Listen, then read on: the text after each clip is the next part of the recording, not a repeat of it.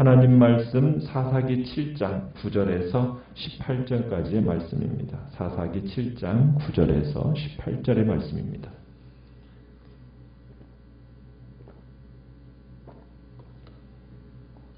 사사기 7장 9절 말씀.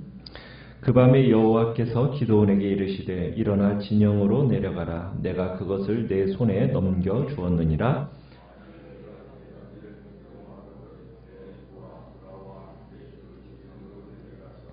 그들이 하는 말을 들으라. 그 후에 내 손이 강하여져서 그 진영으로 내려가리라 하시니 기드온이 이에 그의 부하 부라와 함께 군대가 있는 진영 근처로 내려간즉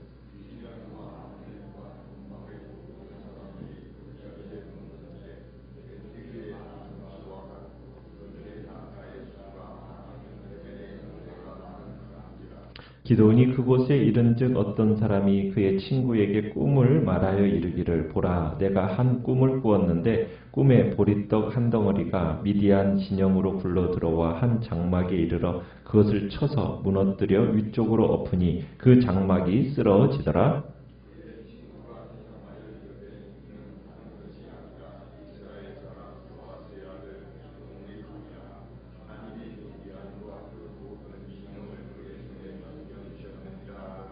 기드온이 그 꿈과 해몽하는 말을 듣고 경배하며 이스라엘 진영으로 돌아와 이르되 일어나라 여호와께서 미디안과 그 모든 진영을 너희 손에 넘겨 주셨느니라 하고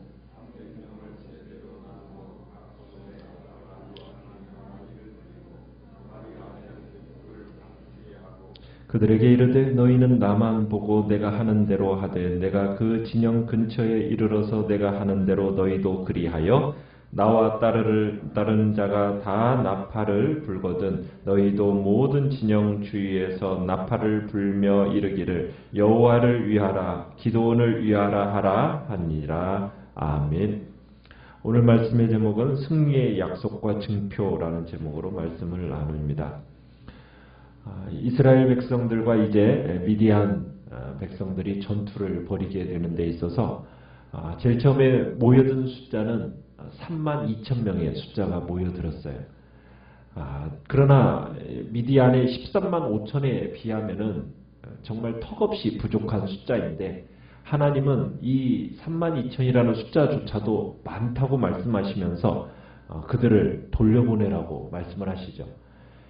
그래서 하나님의 명령에 따라서 이 두려워하는 사람 떠나보내고 그리고 물 먹는 것으로 또 사람을 이렇게 추려서 결국 몇 명 남았습니까? 300명. 32,000명 중에 99%는 보내고 결국 1%, 300명만 남게 된 겁니다. 어떻게 보면은 기드온은 믿음이 그렇게 특별히 있는 사람도 아니잖아요. 하나님이 이스라엘의 하나님이 어떤 분이신지도 잘 모르는 상태가 지금 기드온의 상태인데 그렇게 보내고 나니 마음이 편할 리가 없겠죠. 비록 하나님의 명령을 따라서 시키는 대로 하긴 했지만 이제 300명 병사를 데리고 뭘 어떻게 하나 아마 뒤척거리고 있었을 거예요. 그날 밤에 12절에 보면은 미디안과 아말렉과 동방 사람들을 어떻게 표현하고 있습니까? 메뚜기의 많은 수와 같고 그리고 그 낙타의 수가 해변의 모래와 같이 많다 이렇게 표현을 하고 있어요. 그러니까 메뚜기처럼 지금 아래 골짜기에 누워있는 수많은 적군에다가 모래처럼 많은 그 낙타를 생각만 해도 아마 앞이 캄캄했을 겁니다. 그러니까 그날 밤 기드온은 잠 못 이루는 밤이었던 거죠. 그런데 바로 그날 밤에 9절에 보면 그 밤에 여호와께서 기드온에게 나타나셔서 명령을 내리십니다. 뭐라고 명령을 내리십니까? 일어나 진영으로 내려가라. 내가 그것을 네 손에 넘겨주었다. 아니 자발적으로 모여든 32,000명 집으로 돌려보내고 지금 300명 남겨놓고 지금 마음이 지금 추스려지지도 않은 상태잖아요. 그 밤에 지금 적진으로 곧바로 내려가라고 명령을 내리시니 기드온의 입장에서 이게 지금 받아들이기 힘든 명령이지 않겠습니까? 사실상 기드온은 그럴 만한 준비도 아직 안 되어 있고 그럴 분위기도 아니었어요. 아직 자신도 지금 이거 싸워야 될지 말아야 될지 그런 설득도 안 되는 상황 속에서 이 300명도 안 되는, 300명밖에 안 되는 이 군인들하고 지금 13만 5천 명하고 상대로 싸우러 나가자고 이 300명 설득하는 것도 쉽지 않다는 얘기입니다. 그러니까 기드온마저도 아직 두려움을 떨쳐내버리지 못하고 있는 그런 상태 가운데 있었는데, 이 심적 갈등을 누가 또 잘 아셨겠어요? 하나님이 또 잘 아시고 계셨죠. 그러니까 하나님이 이 말을 더 붙이시죠. 10절로 11절에 보니까 네가 내려가기를 두려워하냐? 그러면 너의 부하 브라와 함께 그 진영으로 먼저 적진으로 내려가 봐라. 그리고 그들이 무슨 말을 하는지, 적들이 무슨 말을 하는지 들어보면은 네가 적진으로 쳐내려갈 그 용기를 얻을 것이다. 그러면서 기드온의 불신과 불안감을 단번에 날려보낼 어떤 일을 경험하게 될 것을 이제 하나님께서 기드온에게 말씀을 하시는 겁니다. 그러면서 적진으로 정탐을 이제 다녀오라고 제안을 하나님이 하시는 거예요.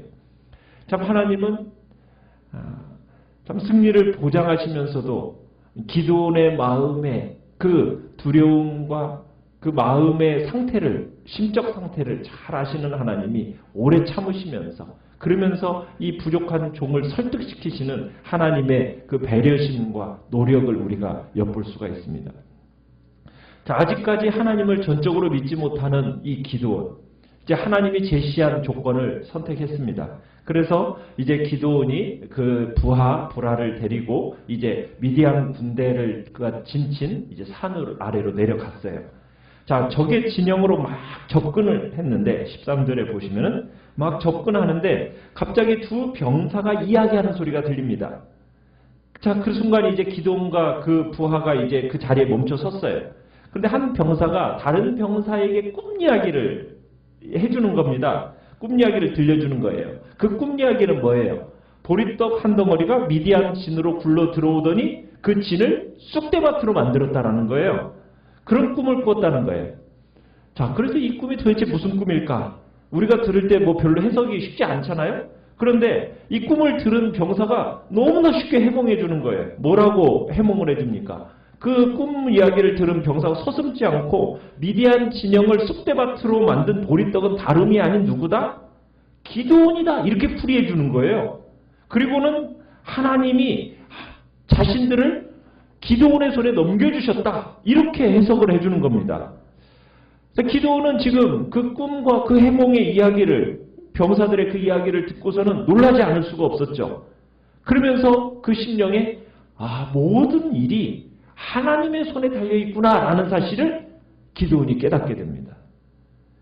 기드온과 그 부하 브라가 어떻게 보면은 적들에게 어떻게 들키지도 않고 또 꿈과 해몽을 나누는 그 적의 병사 그 앞 막사에서 그것도 정확한 시간에 도착해서 그 이야기를 들을 수 있었다라는 것은 하나님의 섭리가 아니고서는 해석할 수가 없는, 불가능하다라는 것을 스스로 깨달은 거죠. 그러면서 기드온의 마음속에 그런 확신이 들었던 거죠. 이스라엘의 하나님 여호와, 그분이 모든 것을 다스리시고 모든 것을 통치하시는 만왕의 왕이시구나라는 이 사실을 다시 한번 기드온이 깨닫게 된 겁니다. 그러면서 기드온이 비로소 확신을 갖게 돼요. 승리의 확신을 갖게 되는 거죠. 이게 내가 얼마나 잘났는가, 우리에게 얼마나 큰 능력이 있는가, 이게 승리를 보장해 주는 게 아니구나. 내가 얼마나 큰 능력을 가지고 있는지를 인식하는데 이것에 승리가 보장되는 게 아니라 하나님이 얼마나 위대한 분이신가, 이걸 깨닫는 데 있다라는 것을 다시 한번 이제 기드온이 깨닫고서는 정말 하나님을 바라보게 된 거예요. 자, 미디안 진영의 군사들이 이런 꿈을 꾸고 해석하는 것을 들은 기드온이 어떻게 합니까? 하나님 앞에 경배하는 장면을 우리가 보게 돼요. 그죠? 이런 15절에 보면은 기드온이 그 꿈과 해몽하는 말을 듣고 뭐 했어요? 경배했어요. 그러니까 강한 확신이 생기면서 그 심령 안에 경배하는 일이 일어난 거죠. 참 하나님을 경배하는가? 그것도 하나님께서 지금까지 그렇게 말씀하셨을 때는 정말 하나님을 경배하지 않더니 적들의 얘기를 듣고 사람들의 얘기를 듣고 용기와 확신을 갖고 하나님 앞에 경배하는 모습을 보면 참 기가 막히죠. 기도는 참 믿음과는 좀 거리가 먼 사람이지는 않는가 이런 생각을 해볼 수가 있어요. 자, 어쨌든 이제 기도는 하나님의 그 위대하신 분임을 다시 한번 깨닫게 되고, 그리고는 자신의 능력과 자신의 힘으로 되어지는 것이 아니다라는 것을 다시 한번 확인하고서는 이제 주님만을 이제 의지하는 그런 믿음이 이제 기도 안에 생긴 겁니다. 비록 300명밖에 안 되지만 그러나 이 소규모 군대로서 13만 5천 명을 무찌를 수 있다라는 그런 용기가 이제 기도원 안에 생긴 거예요. 그러니까 기도원의 이 참다운 능력은 여호와를 전적으로 의지하는 데서부터 나온다는 것을 우리가 다시 한번 깨닫게 되는 겁니다. 그러더니 15절에 이제 진영으로 돌아온 기도원이 300명의 용사에게 외치는 거죠. 뭐라고 외칩니까? 15절에 일어나라! 여호와께서 미디안과 그 모든 진영을 너희 손에 넘겨주셨다 하면서 이 300명밖에 안 되는 소규모 군대를 가지고 확신에 찬 명령을 내리게 됩니다. 이 확신은 뭐에 대한 확신입니까? 여호와의 능력에 대한 확신이죠. 그러니까 비록 처음에는 주저했지만 여러 차례 시험과 훈련을 거치면서 마침내 확신을 가지고 이제 주님 앞에서 능력 있게 이제 나아가는 그런 인물로서 이제 기도원이 세움받게 된 겁니다.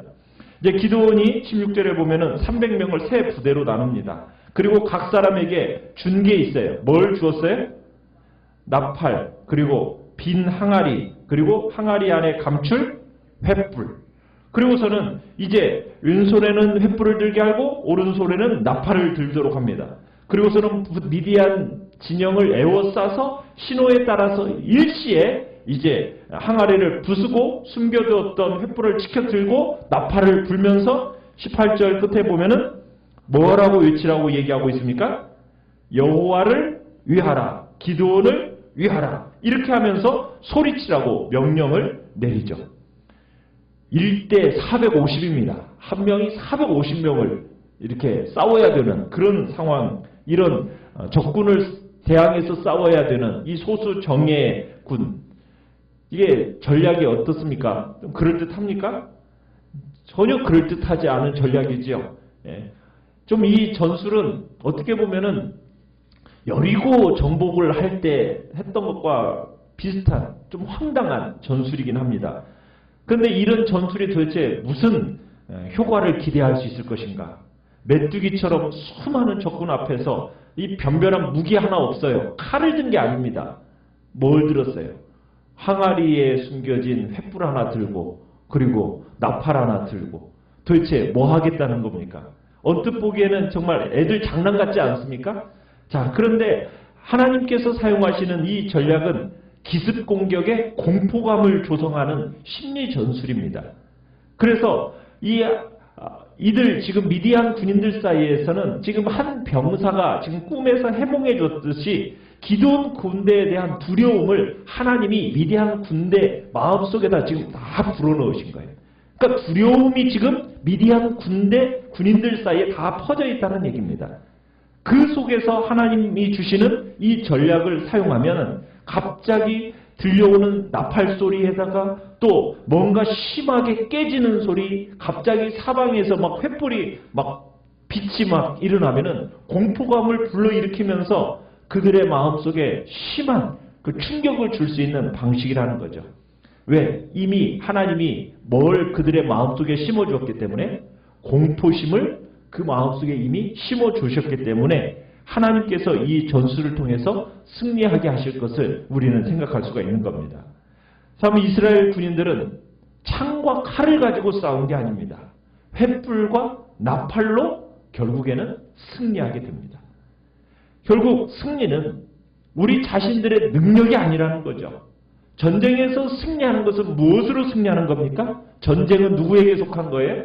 여호와 하나님께 속한 것이기 때문에 하나님께서 개입하시면 아무리 불가능해 보이는 상황이라 할지라도 주의 백성들은 승리하게 된다. 이게 하나님께서 우리에게 주시는 복된 교훈이죠. 우리는 눈앞에 보이는 상황 때문에 믿음이 약해지지 않아야 됩니다. 하나님 앞에서 우리에게 주시는 능력으로 우리는 승리할 수가 있는 겁니다. 언제든지 하나님의 약속을 붙들고 믿음으로 나아간다면 승리는 우리에게 보장되어 있는 거죠.